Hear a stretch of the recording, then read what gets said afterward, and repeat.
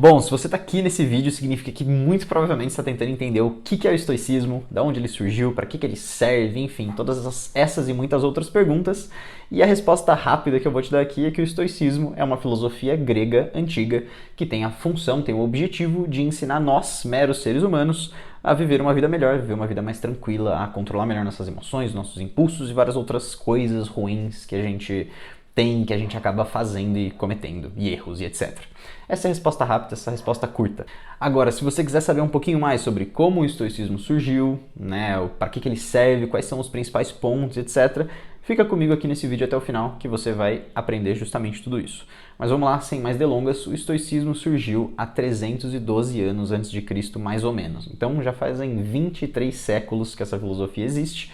E ela surgiu justamente quando o seu fundador, Zenão, ele sofreu um naufrágio.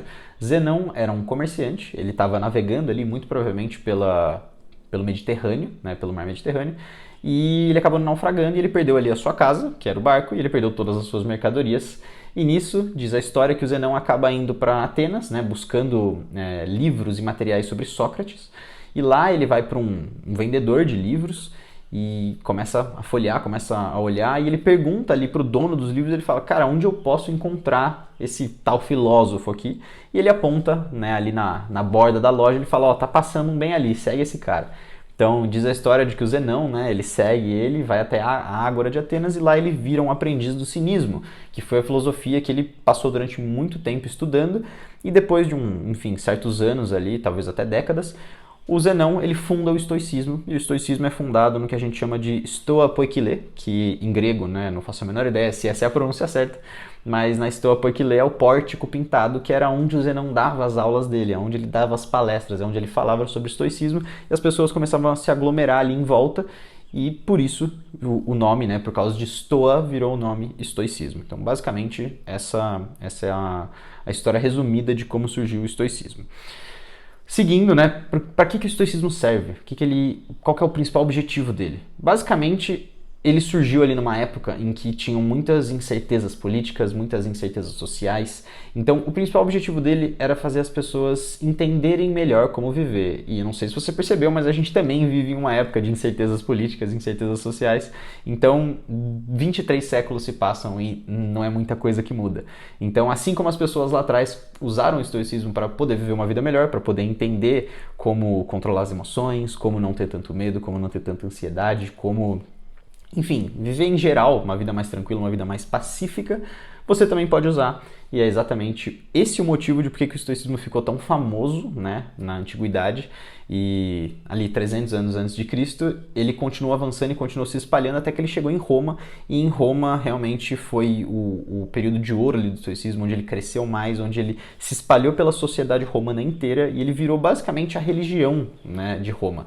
Os romanos, eles eram politeístas, antes de se converterem para o cristianismo, mas eles tinham o estoicismo como uma filosofia principal ali, como uma forma, um guia para poder entender melhor a vida e como viver melhor. Então o estoicismo, ele realmente permeou ali todas as camadas da sociedade romana, mas principalmente a elite.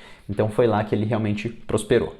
Alguns dos nomes principais que a gente tem do estoicismo, eles também voltam para Roma, que é basicamente o Sêneca, o Marco Aurélio e o Epiteto. Esses são os 3 principais nomes aí do estoicismo, principalmente porque são os que a gente tem os textos mais densos, os textos maiores, porque diz que basicamente 90% ou mais do que foi escrito, do que foi feito no estoicismo, basicamente se perdeu ao longo dos séculos. Então a gente tem esses 3 como os mais relevantes ali, porque a gente tem muitos textos, a gente tem muitos materiais deles.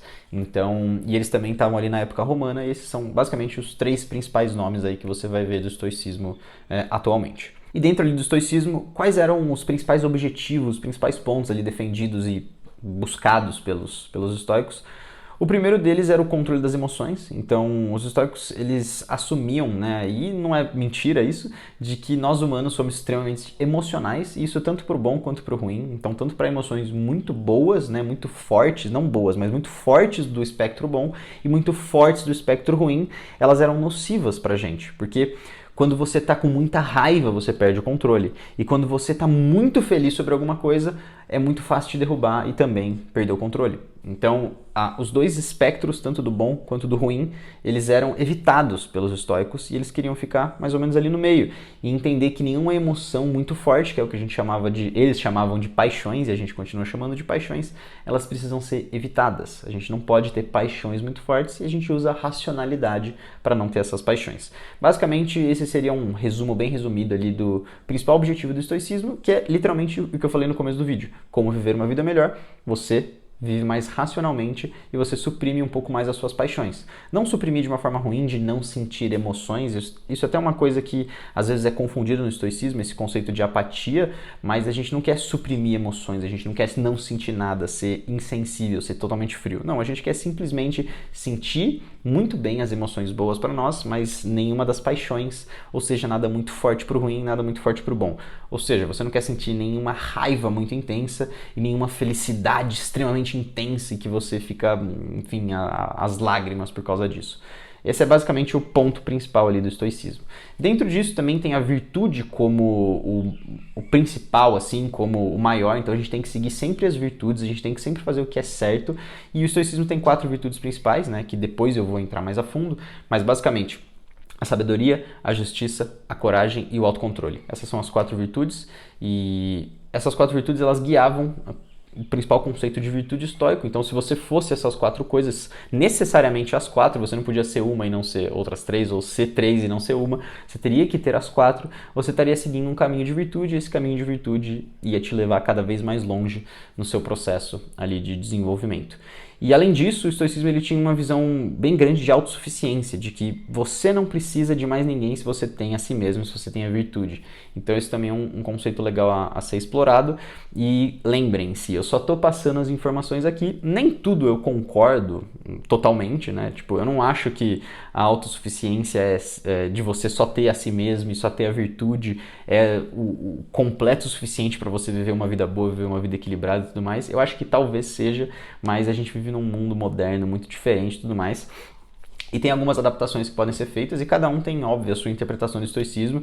Então eu concordo com 99% do que o estoicismo prega, mas tem algumas coisinhas que a gente também tem que adaptar para nossa vida e eu sempre falo isso para todo mundo, não leve tudo muito ao pé da letra. Bom, dentro dos conceitos-chave ali do estoicismo, né, que são basicamente exercícios, né, coisas a se pensar, a gente tem para começar a dicotomia do controle. A dicotomia do controle ela vai falar rapidamente que a maioria das coisas estão fora do nosso controle e tem uma pequeníssima parcela de coisas que estão dentro do nosso controle.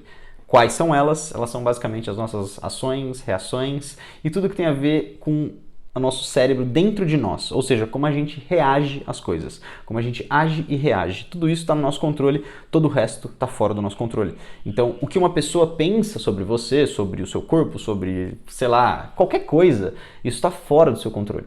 Então, quando você se sente ofendido, é algo que está dentro do seu controle. Por quê? Porque a pessoa está falando alguma coisa sobre você e você decidiu se sentir ofendido por algo que essa pessoa falou. Então isso é algo que está dentro do seu controle, por exemplo, não se sentir ofendido. Agora, se uma pessoa pensa que você é chato, que você é burro, ou que você é qualquer outra coisa, isso está fora do seu controle, então você não deveria perder tempo com coisas que estão fora do seu controle.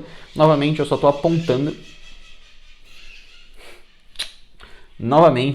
apontando algumas coisas, então depois eu vou fazer um vídeo mais a fundo, explicando mais a fundo o que é a dicotomia do controle, vou dar exemplos, vou dar, enfim, mais insumos, mas esse é o principal ali, pilar do estoicismo que a gente tem que estar sempre muito atento, e se você conseguir aplicar a dicotomia do controle, você já vai ter uma vida muito mais tranquila, porque você vai perceber que a gente se preocupa com muitas e muitas e muitas coisas que estão fora do nosso controle.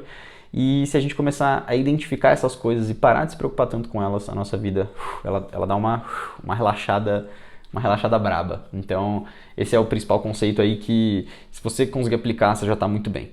Depois tem alguns outros, como por exemplo, Memento Mori, que é o conceito de lembrar da sua própria morte, não como uma forma mórbida de, eu vou morrer, que a vida é uma merda, não é isso. É lembrar da sua própria morte para você poder viver melhor a vida. Então, é lembrar da sua própria morte para você ter uma vida melhor. Então, se você está constantemente lembrando de que o seu tempo é limitado, você vai gastar o seu tempo com mais sabedoria, você não vai fazer tantas coisas inúteis, você não vai, enfim, perder tempo com pessoas, com coisas que não fazem bem para você. Então é mais ou menos isso que o Memento Mori serve. Tem mais alguns outros conceitos legais, mas não é o objetivo desse vídeo, enfim, entrar em todos eles. Só estou dando alguns exemplos aqui exercícios, conceitos principais do estoicismo para que você possa ir desenvolvendo esse apreço e talvez essa vontade de aprender um pouquinho mais. Bom, e a verdade é que a gente vive em 2024 e não em 300 anos antes de Cristo, ou no Império Romano Antigo, ali mais ou menos na época de Cristo, onde se desenvolveu o estoicismo romano. Então a gente tem que pensar em como que a gente pode aplicar essas coisas nas nossas vidas e, como eu já disse antes nesse vídeo, a vida humana não mudou tanto assim. A gente pensa que 23 séculos é bastante coisa, mas o cérebro humano é igual, então as emoções humanas são iguais, os problemas humanos são iguais, tudo são pequenas variações, óbvio, eles não tinham a tecnologia que a gente tem, eles não tinham acesso a, enfim, higiene, alimentos e várias outras comodidades que a gente tem, mas mesmo assim eles tinham muitos ou quase todos os problemas que a gente ainda tem. A gente facilitou alguns e a gente piorou outros.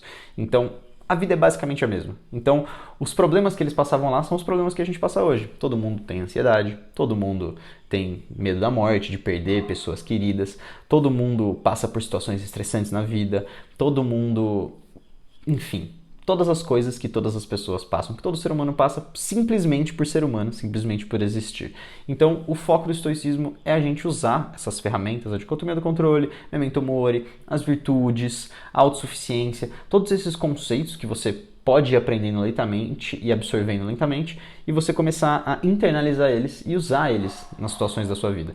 Usar ele nos seus relacionamentos. Então, no exemplo que eu disse antes, parar de se importar tanto com as pessoas, ou não se importar com o que as pessoas pensam ou falam de você, porque não está no seu controle. Parar de se importar tanto com coisas que podem ou não podem acontecer no futuro. Começar a pensar no que você pode fazer, o que está no seu controle. Então, talvez se alimentar melhor, está no seu controle. Se exercitar, está no seu controle. E começar a pensar nessas coisinhas e usar essas ferramentas, usar esses conceitos que o estoicismo dá para ter uma vida mais tranquila, para ter uma vida melhor. É basicamente isso. Esse é o resumo, esse é o estoicismo. Espero que você tenha curtido. Se você curtiu, se inscreve aqui, deixa aquele like, vai ajudar muito e eu te vejo no próximo vídeo. Um abraço.